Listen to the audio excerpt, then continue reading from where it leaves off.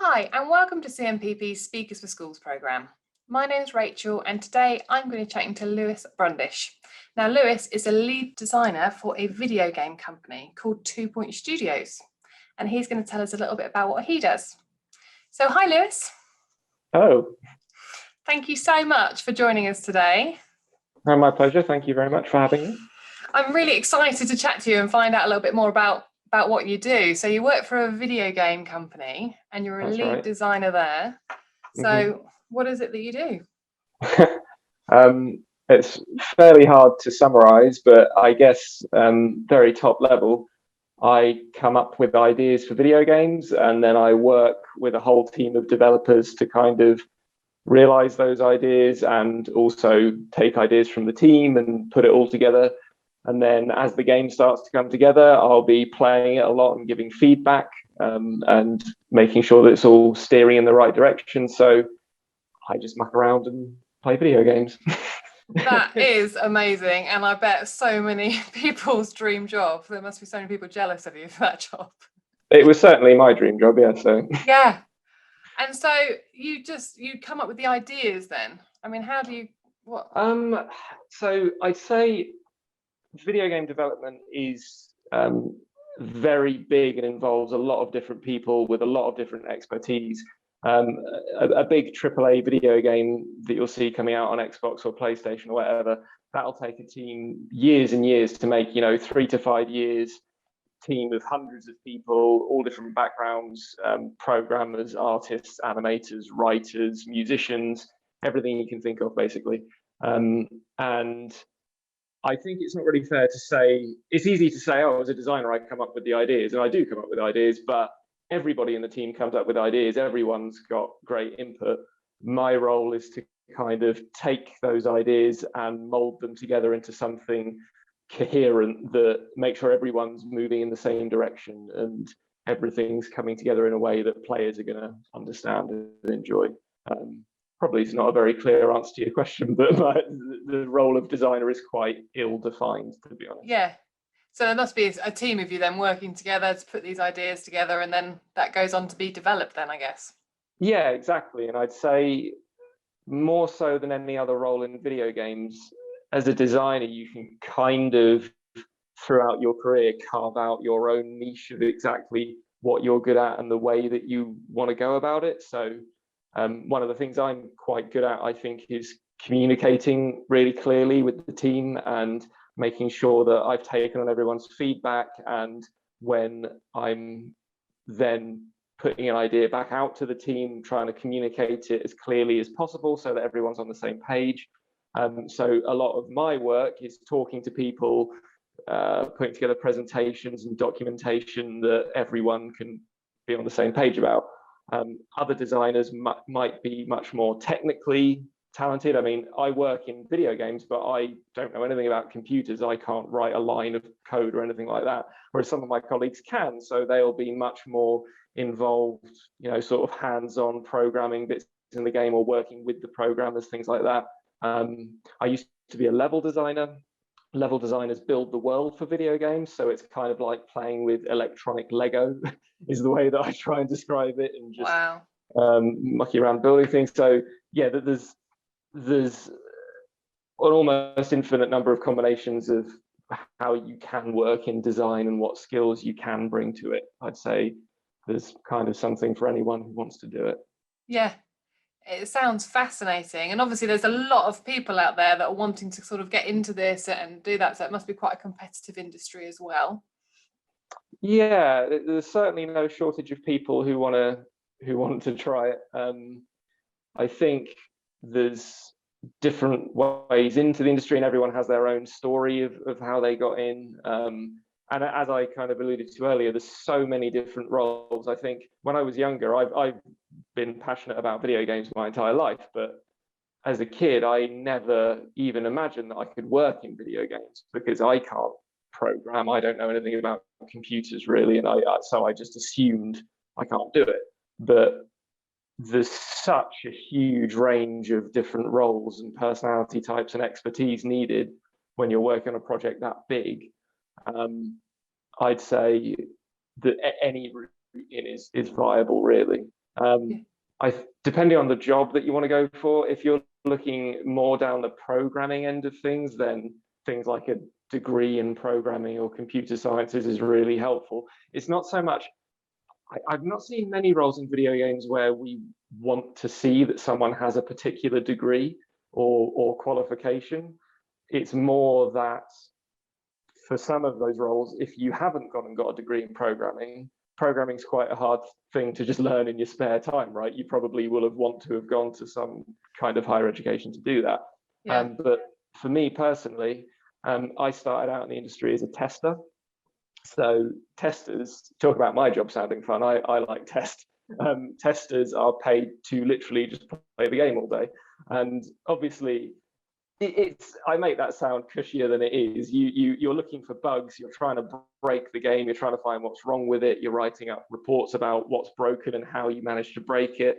And then when the developers say it's fixed, you have to regress those bugs and you check if it's fixed. It can be very repetitive and monotonous. You might, I was a tester on a game called Fable 2 on the Xbox many years ago, and I reckon I've played that game for about 2,000 hours. And yeah, so you don't turn up to work and play what you feel like. You have to play the same thing over and over and over and over. So that sounds like hell to a lot of people, but I loved it. It was great, and that was my way into the industry. And then yeah, so you certainly don't need any qualifications to get into test. You can apply and work at a company and test. And then lots of people go on to have full careers working in the test department. A good friend of mine just joined our company actually, and he's head of the whole test department, and he's been following that career path for years. Personally, I went then and I got to know some of the developers, and I tried out a bit of level design, like I said, the kind of Lego world building. I did some technical design, which is more on the codey side of things, and I didn't like that. I wasn't very good at it. I don't know what I'm doing. And then yeah, now I work, as I say, in design, which is just very broad. You kind of, as I said, carve out a bit of a niche for yourself, do what you're good at. I mean, it just sounds fantastic to be able to go to work and, like you say, just play a video game all day continuously. I think that sounds great. I think that appeals to a lot of people, I'm sure. In some form or another, I do that. Yeah. I'm probably making it sound sillier than it is, but yeah, in some form or another, I do that. And so what qualifications did you get then? So you said you started out as a tester. When you left school, is that what you went straight into, or did you go to college? No. Or so yeah, I did go to college and I went to university actually. I've basically always known that I wanted to do something creative, and I didn't particularly know what I'd be best at, but at school, I was doing like music, drama, art, everything like that. At college, I carried on some of those subjects, but I studied film as well, and I really enjoyed making films in college. So I then went to university and did a degree in filmmaking. I would say the whole time I was never really trying to get a degree. Particularly if you're going into something creative, I don't think you should really be thinking of it as I need this bit of paper and then I'll be able to get a job. It's more about building up your own experience of working on projects and collaborating with people and things like that. Yeah, I did filmmaking at university. And then a friend of mine at the university was on a video games course. He's an artist. He's a fantastic video games artist now. But at the time, he went and did some work experience at a company called Lionhead Studios, who used to be based in Guildford. Sadly, no longer exist, but they were owned by Microsoft, so they used to make Xbox games. And he came back from doing work experience, and he just said to me that I'd never even talked about working in video games, but he said that you should be a tester. You would absolutely love it. And so I wrote to Lionhead and I just said, hey, I hear that you pay people to play games. I could do that. And I pestered them quite a bit. And in the end, they let me come in for an interview. These departments get bigger and smaller quite a lot as a game is ramping up through development. They need to pile on more and more people, and at the end, a bunch of people might lose their jobs, but then they'll get piled on again. So yeah, I wrote to them and I happened to get in at a time when they needed more people. They actually offered me a job about 6 months before I'd finished my degree. But like I said, I wasn't really in it for the degree. I was just doing it to get more experience with things like that. So I actually stopped going to university and just started my job. I still finished my course, but I did my dissertation. I wrote my dissertation in the evenings while I was working in tests during the day. And so, yeah, I do have higher education, college, university, and everything. And I've never once in my whole career been asked about that. I've never needed to show that, but I certainly don't regret doing it. I think I got really good experience from, going on to higher education, working collaboratively with a team.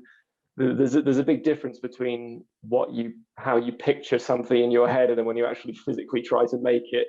It's quite a stark difference, and I had much more experience in that by the time I got to working in video games. Yeah, that is really interesting. Interesting to hear that, yes, you didn't necessarily need the degree on paper, but actually that's given you the experience to sort of get you where you are. But also, I feel so personally, yeah. And I think it was your determination, like you say, you pestered, was it Lion's Head, did you say that? Lionhead, yeah. Lionhead.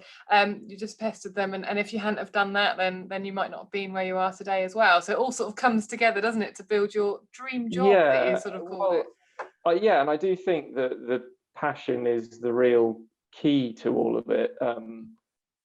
I get a lot of applicants.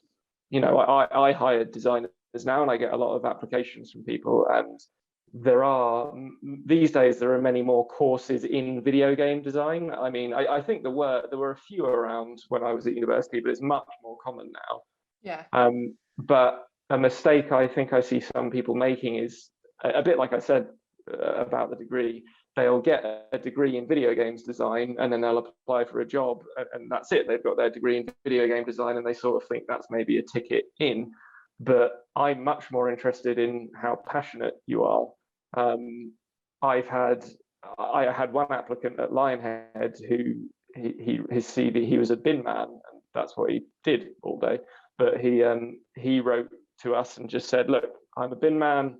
I do that to support my wife and family, who I love very much, but I'm really passionate about games, and I spend all my spare time making all these things, and I've been teaching myself there's games are built on engines, so there's like Unreal Engine and Unity and things like that, and they're all freely available to anyone who wants to muck around with them." And so he said, I've been learning Unreal, I've been learning Unity, I've built this.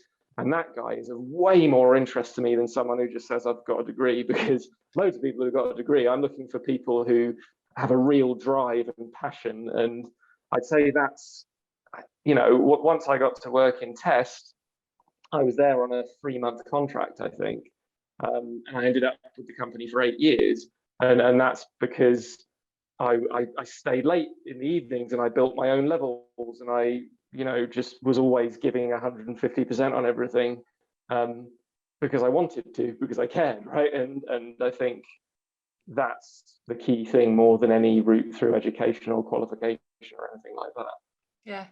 Wow, what a great story. That is fantastic, isn't it? For a BIM. But like you say, it's not to do with how good you are necessarily. It's the passion and determination and drive that you have as well as that. So yeah, and as long as you're there's the passion and determination, there's also just trying to be a nice person to work with, which I'm sure is true across all industries.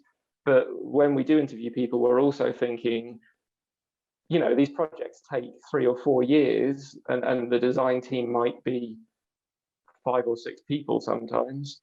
And you've got to think, am I going to be able to work with this person every day for the next 5 years?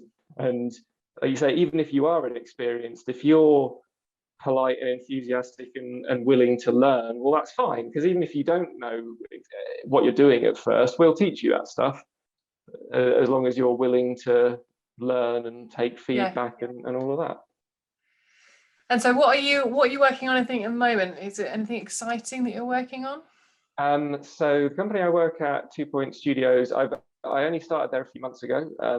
It was set up by some friends of mine from Lionhead actually years ago. So Lionhead shut down, I don't know, 6 years ago now, but some of those guys went on and made their own company, which I've now joined.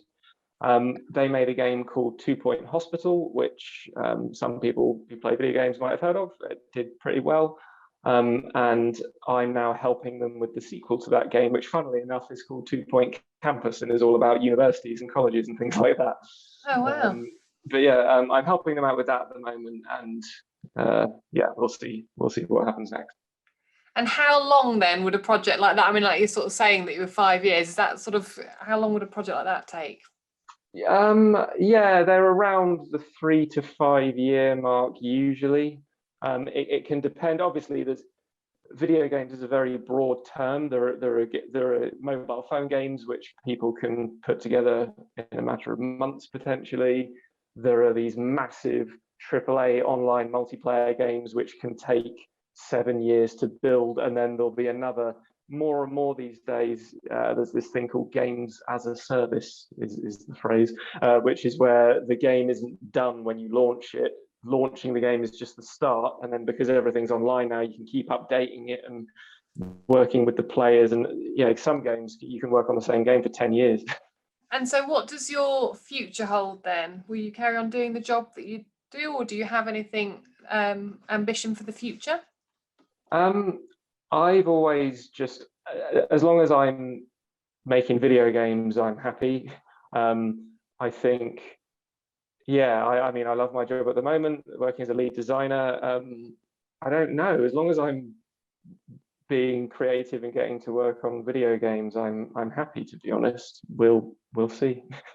Yeah, I think that's really important, isn't it? To be happy in your job and doing what more do you want, really? That's funny. Yeah, exactly. It's really, really fantastic to hear. And so you've given some great bits of advice along our chat anyway, but do you have any final bits of advice for school age students who are just making their choices and just starting out in their career? Yeah, I guess obviously, hopefully some people who are watching this are interested in a career in video games, in which case we talked about that a bit, but I'd say whatever your interests are, I didn't think that I could work in video games. The thought had never occurred to me because I just imagined it as programmers program video games, and that's how that works. But when I actually started to talk to people and found out there was this whole, we need people from all different walks of life and with all different perspectives and skill sets. And I think that's really true of everything, basically. So I gave a talk at a school a few years ago where I was talking to one of the guys who came to it, and he said that he was really into, what was it? What do you call it? It was racing, but it wasn't like F1 racing. It was like rally racing, basically, right? And he was talking about how he was really passionate about that, but that the idea of becoming a rally driver is quite a niche. That's quite a hard target to set yourself. But we were talking about how, well, yeah, fine, there's the rally drivers, but then there's the engineers and the mechanics who work on the cars. There's people who design and build the tracks. There's journalists covering it. There's companies catering it. There's everything.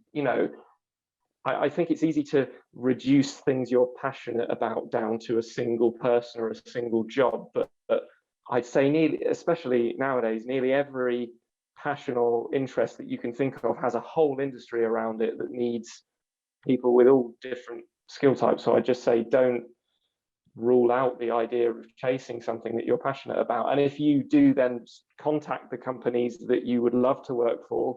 Just write them an email. I mean, people used to say to me all the time, how the hell did you get a job at Lionhead? And I just said, I emailed them. Did you email them? Ask. Yeah. People respond when they can tell when you're passionate about something. And that's the key thing for me. Just as long as you're pursuing something that you care about and you are showing that you care about it, I think it will fall into place. That's such a great story. Thank you. Your whole story, you saying that you didn't feel like you could be in that position, it almost seemed too good to be true, I guess, because you loved it so much. But it's because you loved it so much that it sort of got you to where it is. So yeah, fantastic, exactly. Fantastic bits of advice. And thank you so much for sharing. I'm sure there'll be lots of people listening here desperate to get into that industry now. And you're absolutely right. There's so many opportunities, not just, and you're in Farnham, so it's really local to, the schools that we sort of send this out to. It's surprising, isn't it? You don't realise what's on your doorstep, I guess. In fact, Guildford is gets called the kind of UK Hollywood of video games. There's tons of studios in Guildford, yeah, so worth looking into. Yeah, absolutely. Thank you for that. That's fantastic. And thank you so much, Lewis, for your time today. It's been really great chatting to you. My pleasure. Thank you.